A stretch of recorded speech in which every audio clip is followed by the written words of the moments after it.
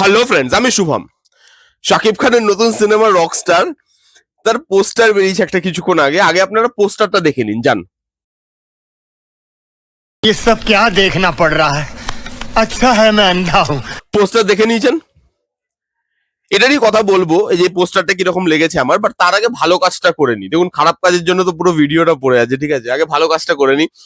সেটা হচ্ছে শাকিব খানের জন্মদিন আজকে, তো হ্যাপি বার্থডে শাকিব খান। একটা রিকোয়েস্ট আছে, পারলে রাখবেন। একটু ভালো একটু ভালো পদের সিনেমা বানানোর চেষ্টা করুন, কারণ আপনার বয়সটা তো দিন দিন বাড়ছে।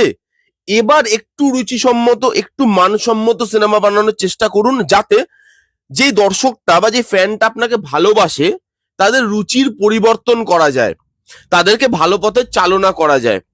একটু নিজের দেশকে, নিজের জায়গাকে, নিজের ইন্ডাস্ট্রিকে আরেকটু ভালো জায়গায় নিয়ে যাওয়ার চেষ্টা করুন। এবার এই পোস্টারটা দেখার পর আমার প্রথম রিয়াকশন কি ছিল জানেন? এইটা। এবং আমার মতো যদি কারোর একটুও জীবনে রুচি বেঁচে থাকে, তার প্রথম রিয়াকশন এটাই হবে। আমি জানি না একটা সুপারস্টার বা সেইখানকার মেগাস্টার, সে তার জন্মদিনে এরকম একটা জিনিস কেউ কি করে আনতে পারে।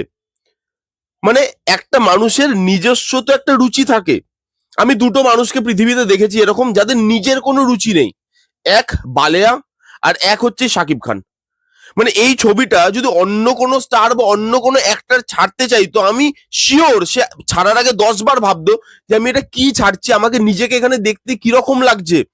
তার কাছে যদি কোনো ছবি নাও থাকতো, সে নর্মাল তার ভালো কোনো ছবি পোস্ট করতো, সে কোনো যদি মুভি নাও করতো বা আপকামিং কোনো মুভি তার নাও আসতো, সে তার নর্মাল ছবি পোস্ট করতো, তবু এটা করতো না।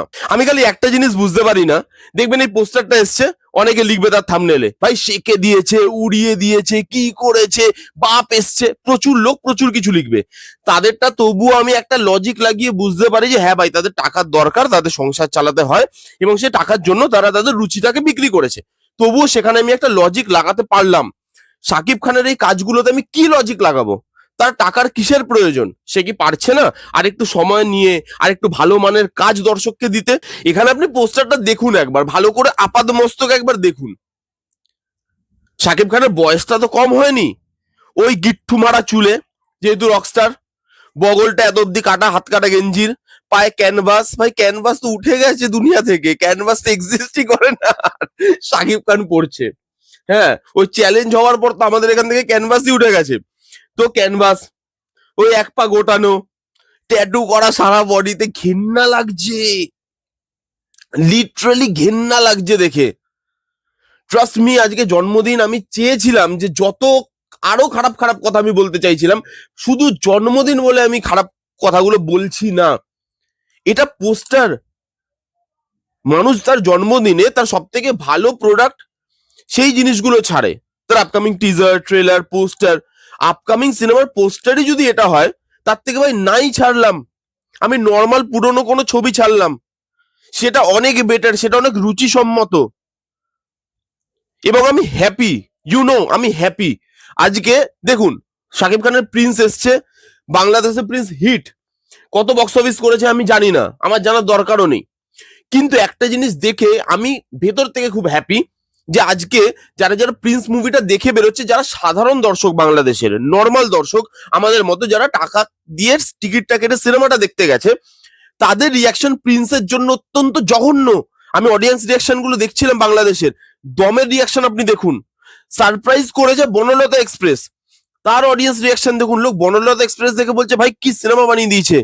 ইভেন প্রেসার কুকারেরও অডিয়েন্স রিয়াকশন বেশ ভালো, আমি যা যা দেখলাম। দমের তো ভালোই। শাকিব খানের প্রিন্স দেখে বেরোচ্ছে, লোকজন বলছে ভাই এই শাকিব খান ভাই কিচ্ছু না, ওই নিশো বছরে একটা সিনেমা করে, ওটাই অনেক শাকিব খানের জন্য। বলছে জঘন্য সিনেমা হয়েছে, মুভির আগা থেকে মাথা কিচ্ছু বুঝতে পারি নাই ভাই, কি দেখলাম, এটা পুরো টাকা নষ্ট, এই সব বলছে লোক বেরিয়ে।